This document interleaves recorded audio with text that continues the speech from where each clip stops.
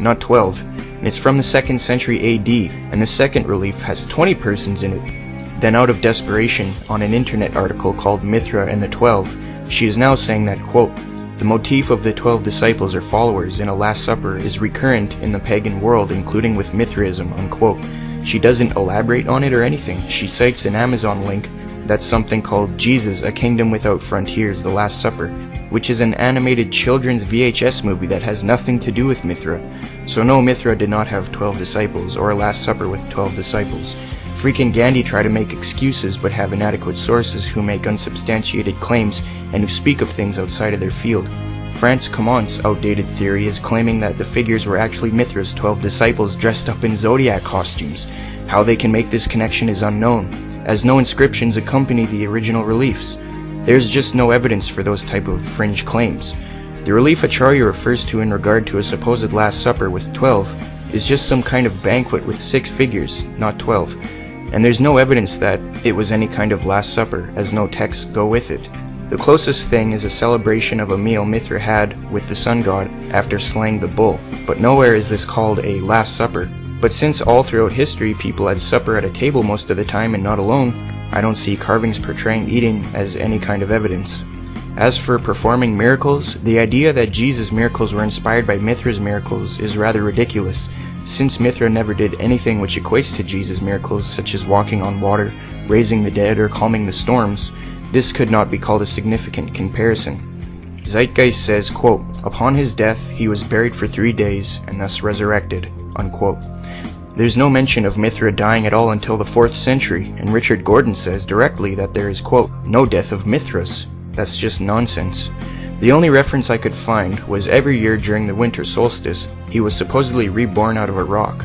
But this tale was added later, and doesn't involve a tomb or a resurrection, but a rebirth, and it's post-Christian. As Dr. Ronald Nash affirms, quote, no claim can be made that Mithras was a dying and rising god, unquote. As for the title Zeitgeist claims, he was referred to as the Light and the Truth. In Kersey Graves' The World's 16 Crucified Saviors, Chapter 9, Titles and Saviors, he doesn't even mention Mithra as being called the Truth or Light. Acharya claims he is, but cites nothing. She doesn't even say he was actually called these things, she just said he was considered the Truth and the Light. She does not explain why he was considered these things or give any sort of documentation to support it. She just claims that's what he was considered. So what about the astrological claims in Zeitgeist? Was Jesus' birth really just an astrological event? One of the primary claims of astrotheology is that on December 24th, the 3 stars in Orion's belt align with the star Sirius, and that on December 25th, they all point to the rising sun. Astrotheology claims that the Christmas story is in fact allegory for this astronomical event. They say that the 3 stars in Orion's belt are the 3 wise men, and that they're following Sirius, the star in the east, to the birth of the sun on December 25th. There are several problems with this theory, but the main one, I feel, is that this astronomical event happens nothing like the way that they are presenting here. You can verify this with a simple astronomy program. This image is what it would have looked like 2,000 years ago on Christmas Day in Egypt. You'll first notice that there is no sign of Orion or of Sirius pointing to the sunrise as they have depicted so many times. If we take away the sunlight, you can see to the right of your screen Sirius. Orion is already on the other side of the horizon before the sun rises. This scenario happens much more like they say in different months, like almost any day in October. You can see that as the sun is just about to cross the horizon, you see the stars in Orion's belt and Sirius pointing directly to it. The same thing with almost any day in November. It looks much more like the 3 stars and Sirius are pointing to the rising sun. In fact, it's by December 25th that Orion is completely below the horizon before the sun rises. And to make matters worse for astrotheology, due to precession, which occurs on roughly a 1.25 degree per 100-year timescale, it would mean that 2,000 years ago, Orion would have set about 2 hours earlier, even further before the sunrise. Some proponents of astrotheology claim that on December 24th, Sirius aligns with the 3 stars in Orion's belt. But the problem is that this never changes. Not on December 24th, or not any day in the 365 days a year. In fact, that's why the ancients called planets wandering stars, is because they would move in relation to the stars that would stay the same.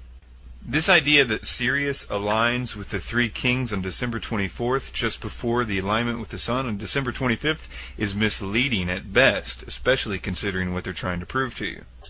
There is an attempt by the proponents of astrotheology to try very hard to make the three stars in Orion's belt equal the Magi of the Bible.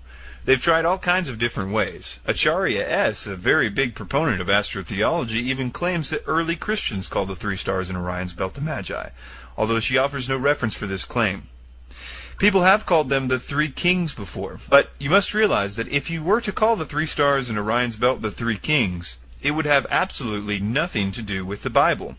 For one reason, that there are not three kings in the Christmas story, but wise men, quite different than kings. In addition, there are not three of them. The wise men are not numbered in the Bible, contrary to what most people think. There is also a lot of deception by omission in this story. For example, they would never cite why the star led the wise men first to King Herod and then to the birthplace of Jesus. There's no place for those details in this model, and so they simply don't tell you about it. Moving on. We'll turn to the movie Zeitgeist to explain the general concepts of astrotheology about these two following astronomical claims. From the summer solstice to the winter solstice, the days become shorter and colder. And from the perspective of the northern hemisphere, the sun appears to move south and get smaller and more scarce. The shortening of the days and the expiration of the crops when approaching the winter solstice symbolize the process of death to the ancients. It was the death of the sun. And by December 22nd, the sun's demise was fully realized, makes it to its lowest point in the sky. Here a curious thing occurs. The sun stops moving south, at least perceivably, for 3 days. And during this 3-day pause, the sun resides in the vicinity of the Southern Cross, or Crux, constellation. And after this time, on December 25th, the sun moves 1 degree, this time north, foreshadowing longer days, warmth, and spring. And thus it was said, the sun died on the cross, was dead for 3 days, only to be resurrected or born again. This is a series of provable lies.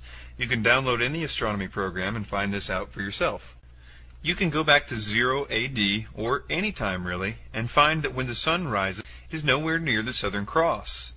And the idea that the sun rises in the Southern Cross constellation at that time or any time is absolutely ridiculous. The Southern Cross is perpendicular to the Earth's rotation and orbit, so this will never happen. In addition, if the sun ever rose in the constellation of the Southern Cross, it would be a zodiac sign. That's how they came up with them. And there's a few more problems. I'll read now from a website called Preventing Truth Decay.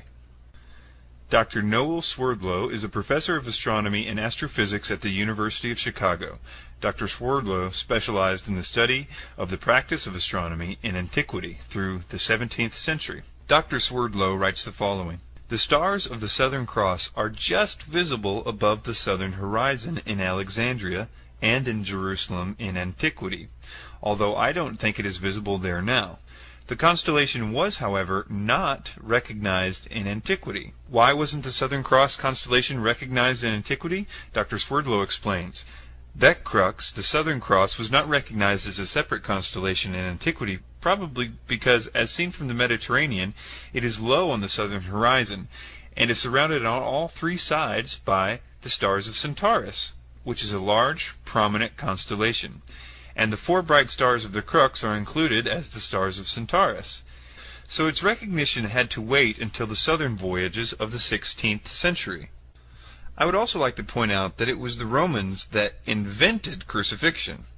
So if the ancients were pointing to a cross in the sky as some sort of symbol of death, it suggests they somehow were anticipating the Roman invention that would happen much, much later.